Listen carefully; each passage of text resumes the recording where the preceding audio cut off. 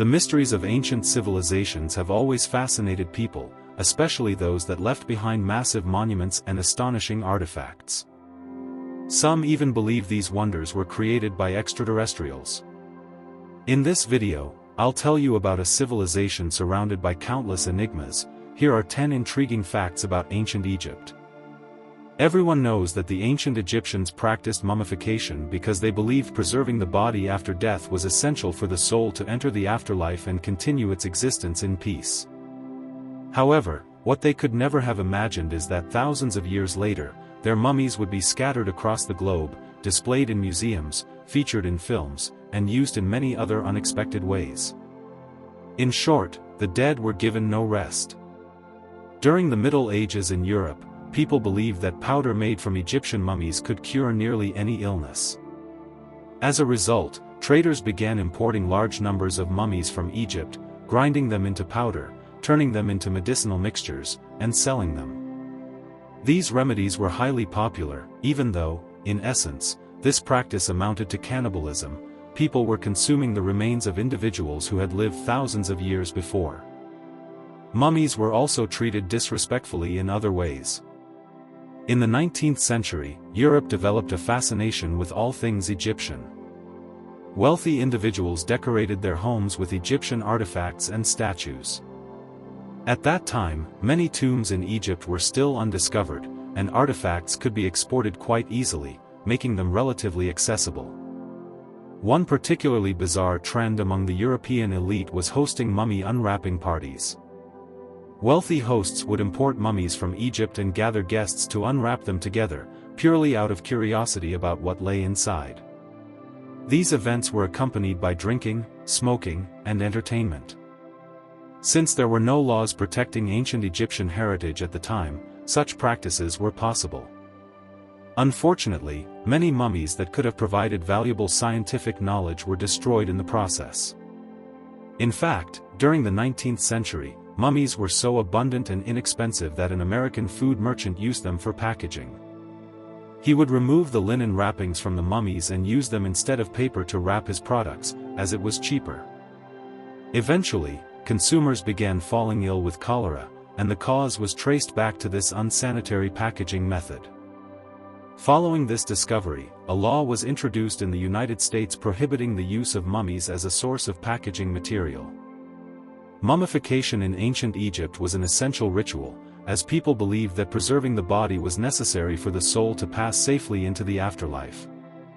The process was expensive, so there were 3 different methods, each varying in cost and in the quality of the final mummy. During mummification, embalmers removed the internal organs and preserved them separately in special containers. Only the heart was left inside the body, since it was considered the center of the soul and consciousness. Interestingly, the brain was not valued at all. It was seen as a useless substance. It was extracted through the nostrils and simply discarded. After that, the body was treated for about 2 months with aromatic oils, resins, and minerals. It was then wrapped in specially prepared linen bandages and placed in a sarcophagus, where it could remain preserved for thousands of years. Ironically, many mummies ultimately ended up not in their tombs, as originally intended, but in museums around the world. The ancient Egyptians didn't just keep pets, they revered them, believing they were earthly manifestations of gods. Cats, baboons, ibises, a type of bird, and dogs were especially honored. Interestingly, the word for cat in ancient Egyptian sounded like meow. The ancient Greek historian Herodotus wrote that Egyptians deeply mourned the death of such animals, mummified them, and buried them with rituals and honors in special tombs. When a cat died, Egyptians would shave off their eyebrows as a sign of grief, and the mourning period lasted up to 70 days. Mummified pets were often buried alongside their owners. You may have noticed that many Egyptian gods are depicted with human bodies and animal heads. This belief strongly influenced how animals were treated in daily life. Interestingly, baboons were not native to Egypt, so they had to be brought from distant lands. Traders often transported them in harsh conditions, confined in cages. But once in Egypt, these animals were treated exceptionally well and even revered. The Egyptians' devotion to cats was so strong that their enemies once used it against them. In the 6th century BCE, during the reign of Pharaoh Psamtik II, Persian forces attacked an Egyptian city while holding cats they had captured beforehand. Because harming cats was considered a grave crime, the pharaoh ordered his archers not to shoot. As the Persians advanced, they released even more cats, ensuring the Egyptians would not risk fighting back. As a result, the Egyptian army offered little resistance, and the Persians captured the city. It's worth noting, however, that not all animals were sacred in Egypt. For example, hedgehogs were commonly eaten. The Egyptians even developed a unique method for preparing them. The animals were coated in clay and baked. Once the clay hardened, the spines would remain stuck in it, making the meat easier to eat.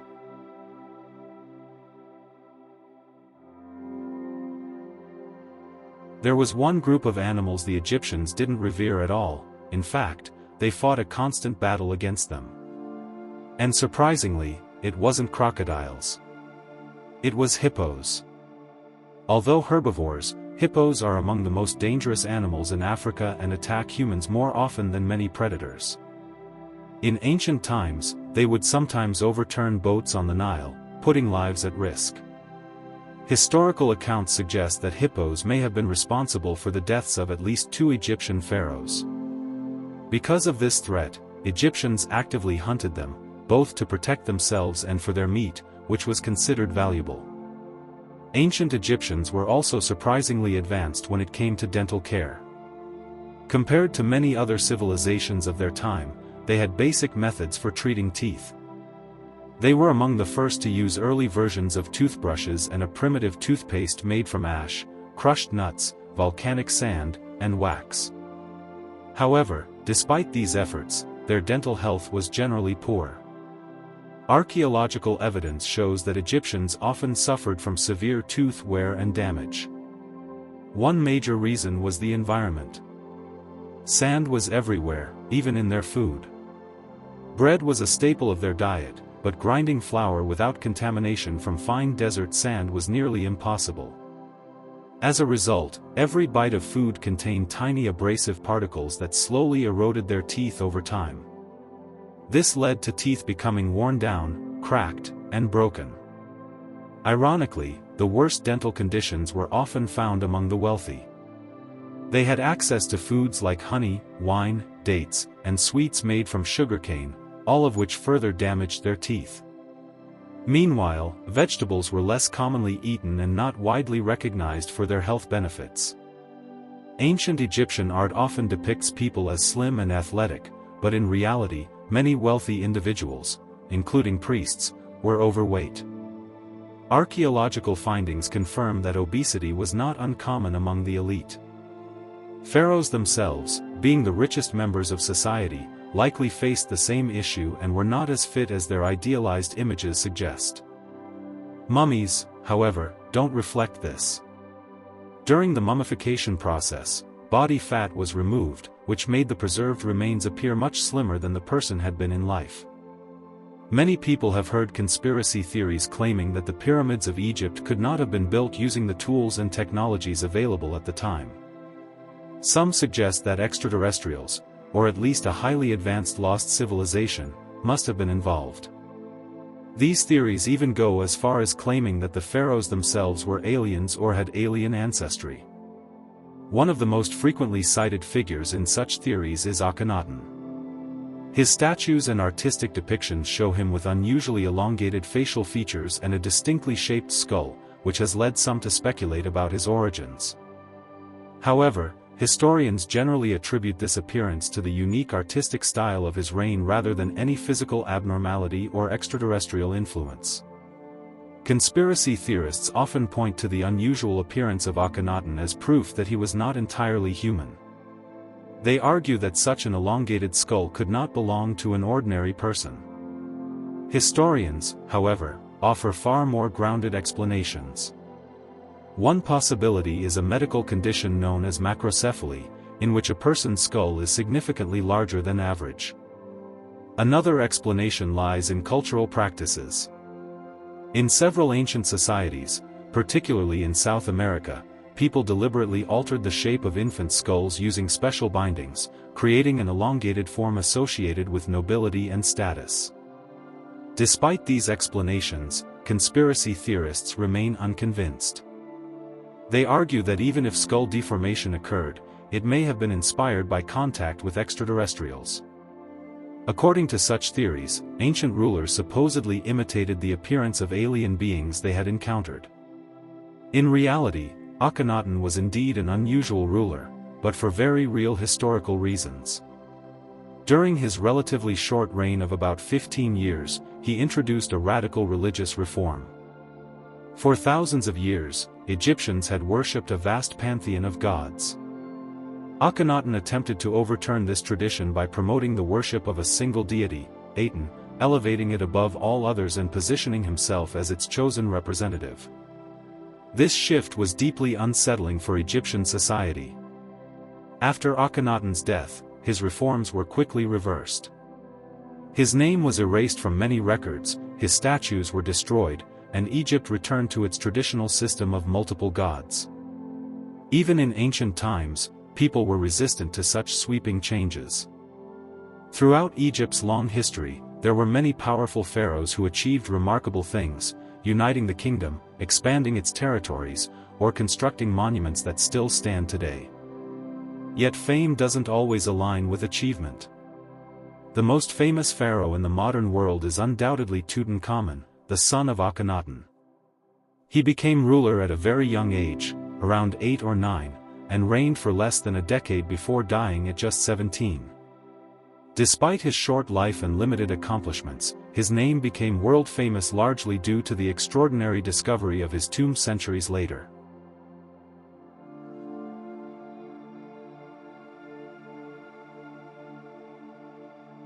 During his lifetime, Tutankhamun achieved very little, and that's hardly surprising, considering he became ruler as a child. His global fame has nothing to do with his accomplishments in life, but rather with what happened long after his death. Most pharaohs' tombs were looted thousands of years ago, leaving behind only fragments of their original riches. But Tutankhamun's tomb, discovered in 1922 by Howard Carter, was almost completely intact. Inside were extraordinary treasures, gold, jewelry, a chariot, and countless everyday objects. The most iconic item was the pharaoh's burial mask, crafted from solid gold, which remains one of the most famous artifacts of ancient Egypt and is displayed today in Cairo. The discovery caused a worldwide sensation. Newspapers across the globe covered the story, turning Tutankhamun into the most recognizable pharaoh in modern times. Soon after, however, a mysterious narrative began to spread. Several individuals connected to the excavation died in the following years, prompting sensational headlines about the curse of the pharaohs. According to these stories, anyone who disturbed the tomb would be doomed. In reality, this was largely exaggerated. Many of those who died were already elderly or had pre-existing health conditions. There is also a more rational explanation. The sealed tomb may have contained ancient bacteria or fungi that affected those exposed to it, potentially contributing to some of the deaths. Still, people are naturally drawn to mystery, and when combined with stunning artifacts, it's easy to see why Tutankhamun's legend grew so powerful. Life in ancient Egypt came with its own everyday challenges. One of the most widespread problems was lice. The most effective way to prevent infestation was to remove body hair entirely, which is why both men and women shaved themselves, often leaving only eyebrows and eyelashes. As a result, many women were actually bald, though wealthy individuals wore wigs made of real hair as a symbol of status and beauty. Since sharp razors were not available, hair removal was often painful and time-consuming, with various methods developed to achieve it. The Egyptians were also pioneers in cosmetics. Both men and women outlined their eyes using dark pigments. Initially, this practice wasn't about appearance, it helped reduce glare from the intense sun. Over time, however, it became a fashion trend, especially the stylized cat eye look inspired by their admiration for cats. The pigment they used often contained lead, which was harmful to their health, though they were unaware of the risks at the time. Ancient Egyptians also experimented with early forms of contraception. Some methods included condoms made from animal intestines. Others were far more unusual, for instance, the use of crocodile dung as a contraceptive substance. Women would apply it internally before intercourse, believing it could prevent pregnancy. While this may sound bizarre, modern research suggests that the chemical properties of such material could indeed have had a limited sperm-killing effect, though certainly not a reliable one. It's a striking example of how even in ancient times, people experimented with solutions to very human concerns, sometimes in ways that seem surprising today.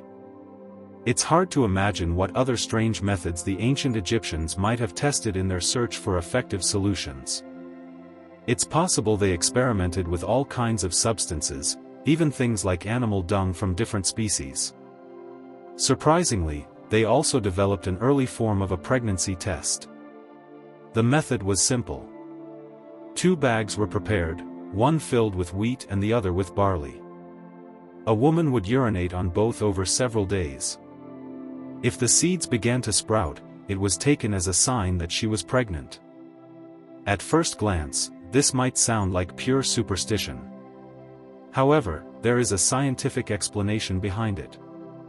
Modern studies have shown that this method could be surprisingly effective, reaching accuracy levels of around 70%. The reason lies in hormones. Pregnant women have elevated levels of estrogen, which can promote seed germination. As a result, grains exposed to their urine were more likely to sprout than those exposed to urine from non-pregnant women. Ancient Egyptian rulers, like many monarchs throughout history, could also be extremely eccentric and harsh. One example is Pepi I Meriar, who became pharaoh as a teenager. Absolute power seemed to shape his behavior in unusual ways. He reportedly had a strong aversion to flies and could not tolerate them landing on him. To deal with this, he kept several naked servants nearby whose bodies were covered in honey. The idea was simple. Flies would be attracted to the servants instead of the pharaoh himself. This story highlights a broader reality. Servants in ancient Egypt were often treated far from humanely, especially when it came to serving the comfort and whims of the elite.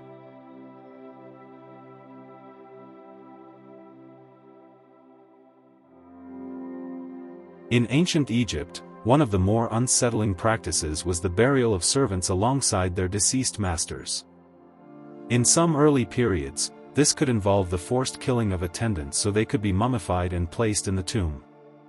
The idea behind this was rooted in belief. A noble person should not enter the afterlife empty-handed, but accompanied by everything they might need: valuables, household items, animals, clothing, and even servants to continue serving them beyond death. While it may sound shocking today, some servants were believed to accept this fate willingly, especially if their master was a pharaoh. Serving such a figure, even in the afterlife, could be seen as an honor. Still, it's difficult to imagine living with the knowledge that your life might end the moment your master died. One of the most famous rulers of ancient Egypt was Ramesses II, often regarded as one of the greatest pharaohs. Thousands of years after his death, he became part of an extraordinary modern story. After being mummified and buried, his body was eventually displayed in a museum. Over time, however, the mummy began to deteriorate. To preserve it, Egyptian authorities decided to send it to France for restoration by specialists.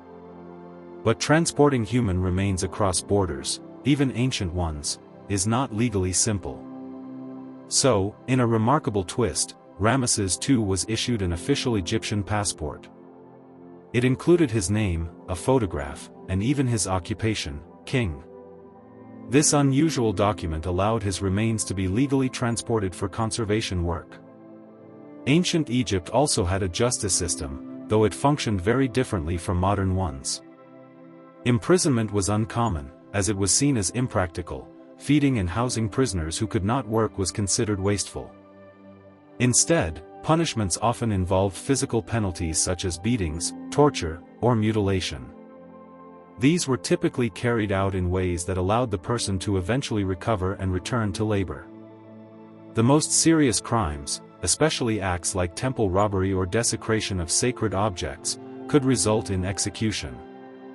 One of the harshest methods was death by burning. Beyond the physical agony, this punishment held an additional horror for Egyptians. The destruction of the body meant the soul might not be able to exist properly in the afterlife.